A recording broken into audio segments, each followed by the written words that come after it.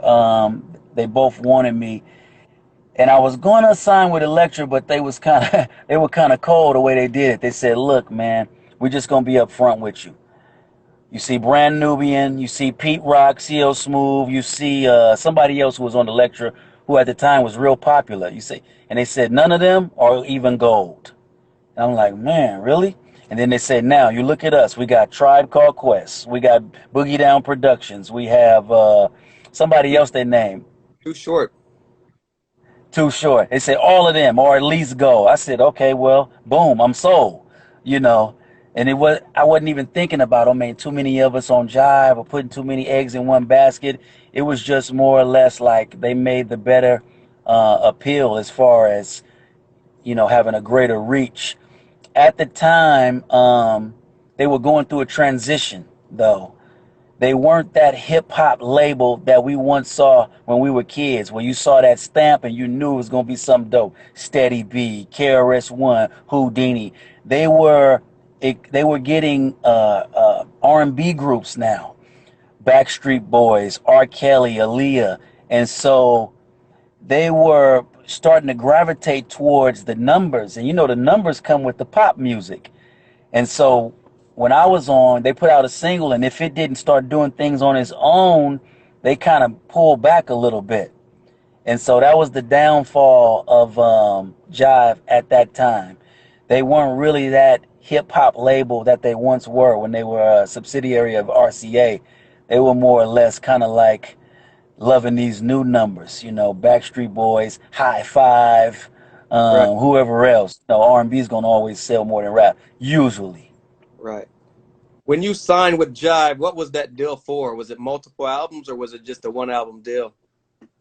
Yeah, it was for what did they call it? With an option to renew. So yeah, it was gonna be like 3 or 4 albums. But what happened was I was on a three-way. This is old school, a three-way call, and I was quiet while my manager was talking to my product manager at Jive. So I'm just sitting there quiet and I'm listening, and he's like, "Yeah, man, we don't hear any hits on the album. We basically think that the album is done with. We have nothing else for it." And I'm thinking, like, what are they talking about? Like, man, I could think of at least 2 or 3 songs we could do a video for, but they were done. So by the time I went to the Low Down Dirty Shame party that you may have heard about, when I went and acted up on stage, I already knew that it was over for me. So I said, well, let me take this last moment to get things off of my chest.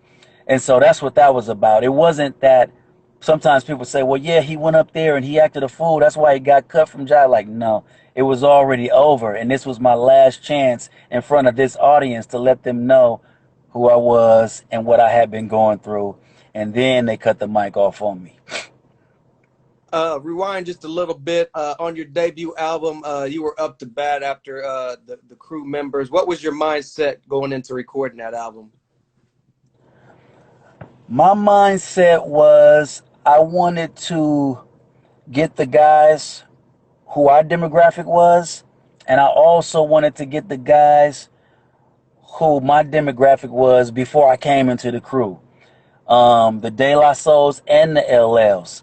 I wanted the people who like Too Short to like my record, and I wanted the people who like Common to like my record. So I was trying to have that blend.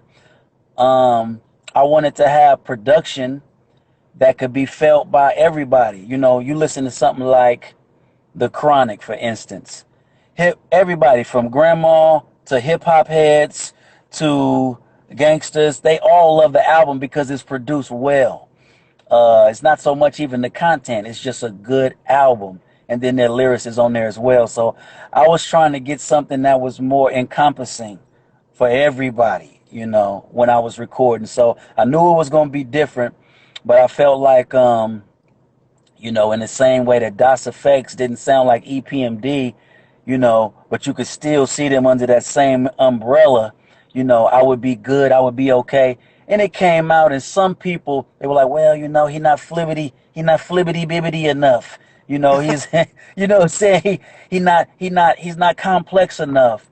and there's some merit to that, but some of that was on purpose, and then some of that was just me still learning wordplay and how to rap in a way that, the hip hop purists, so to speak, will really dig it. So, but yeah, it was some of it is simple, but it's aged well. You know what I Right. mean? Like if you play it now, it's like, okay, wow, that was out in '94. It's still solid. It's still jazzy. It's still got some good songs on there. First Sermon still sounds good. So it aged well, but at the time they didn't really know what to do with it. They was like, the president of Jive, he was like, this is kind of like Hiero meets Too Short. Which way do we go with this? And then a lot of times, A&Rs, bless their hearts. I used to think that they were guys from the streets who love it, had the jukeboxes on their shoulders. These guys are kind of like people who had to study the music in order to know what they thought it was doing. They had, remember those rap volume 1 through 10, and they Oh would yeah. have compilations. They would kind of study those to keep up with homeworks, with the hip hop as far as homework was. So it's not like it was in their hearts. It's kind of like if I was an A&R for country music. I know music, but I would have to do my homework in order to really get into that genre. And that's kind Right. of like how it was for them. So they weren't really sure about if the music was dope. They'd ask some of the artists, "What do you think about this?" And they would let sales kind of be what told them what was dope or not. But we know Vanilla Ice sold 10 million records. Sales don't equate dope necessarily. And Right. so they didn't really have that indicator, that GPS inside of them that like as soon as they hear it, like, oh yeah, this is dope. I don't care if the people don't like it. We're gonna push this. They didn't have that. Def Right. Jam had that. Jive didn't have that. What was some of your best memories of recording that debut album? Man. Honestly, at that time, um, I just wanted to get it over with. A lot of it was on pre-production. I'm at home. I got my 4 track. I know how it's going to sound already. It's just about going into the big studio and making it final. And so actually, I recorded the album in 2 weeks. Um, yeah, I just wanted to get it done. I wanted to get it delivered to the label. Um, I was excited about how it was coming together. Um, it was nothing but the family. We did our in-house production. I was able to pay my brothers, from my budget.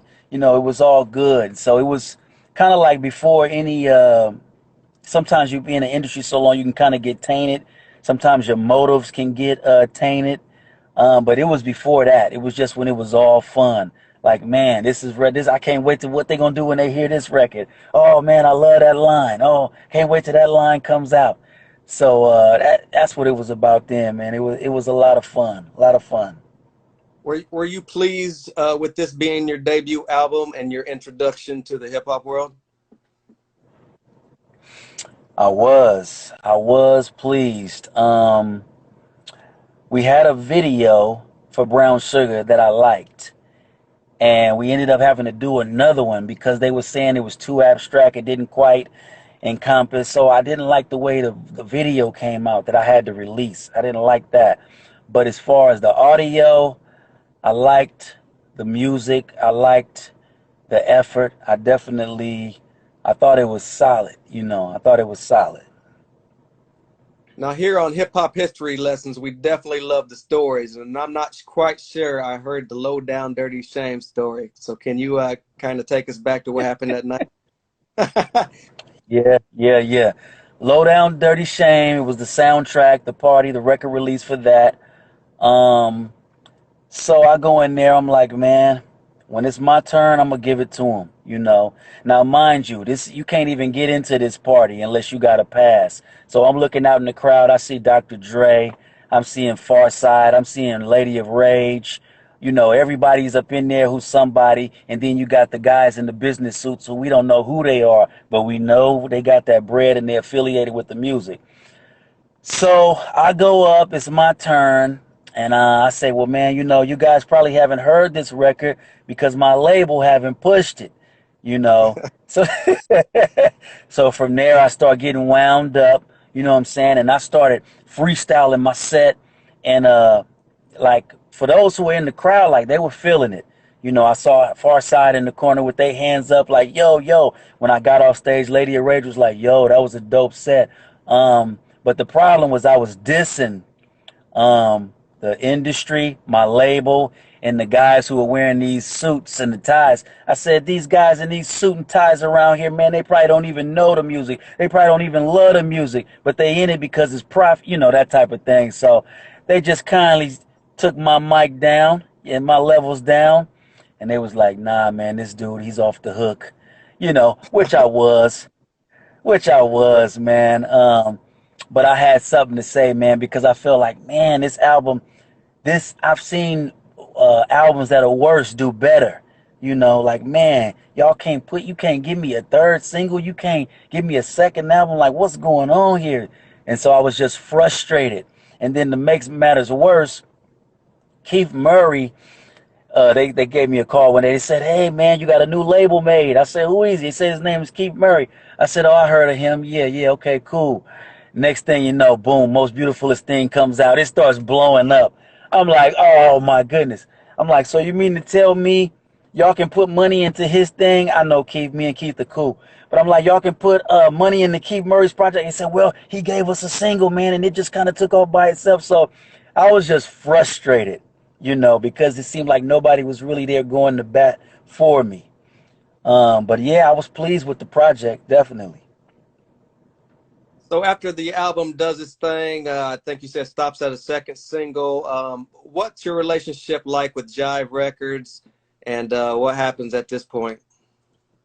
Jive, they immediately cut me off. They said I was crazy, and they said that they said nah, they said don't let him come back in the offices because that was back in the day.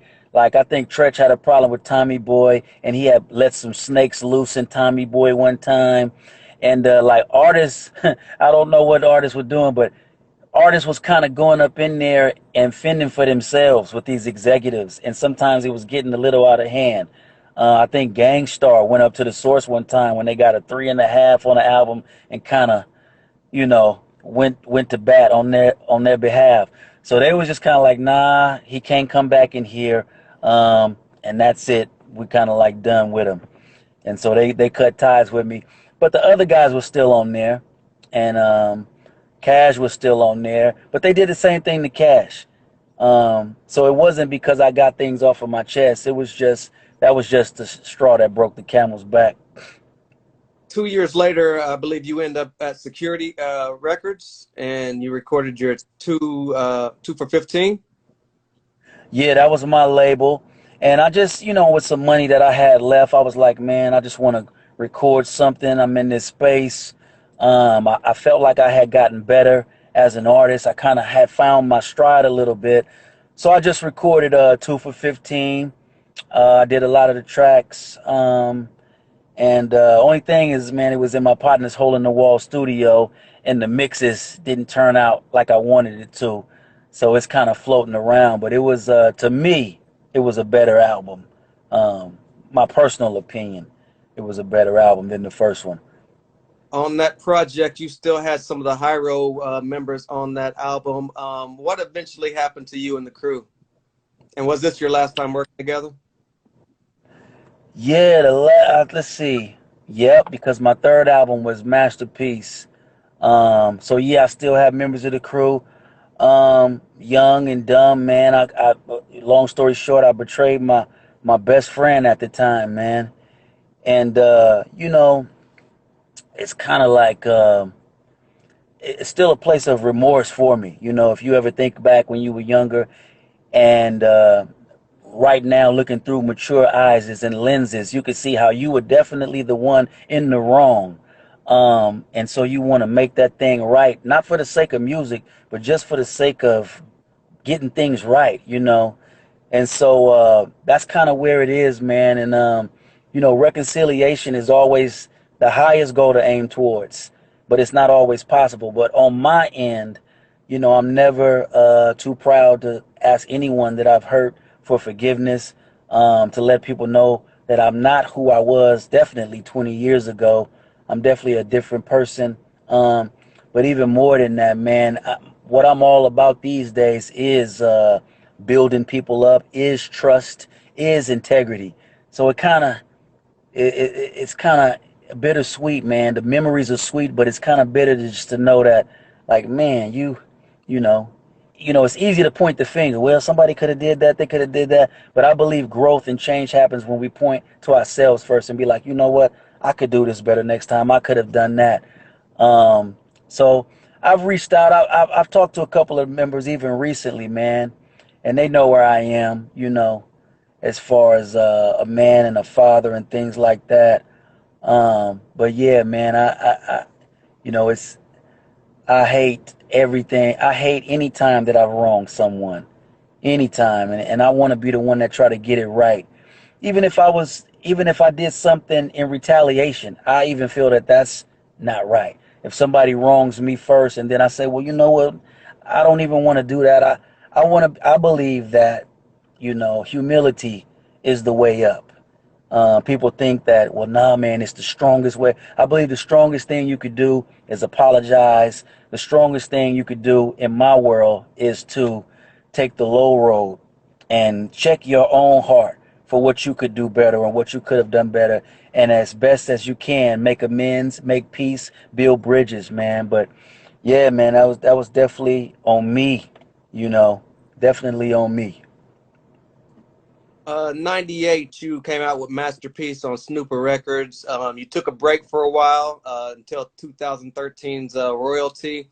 Where did you find yourself after 1998, and what kept you busy all this time? Okay, 98, I did Masterpiece, um, which is my least favorite album, by the way. But I put that out, and it was kind of like, artistically, I was thinking in my mind, like, man, I'm just gonna go back to kind of like who I was before.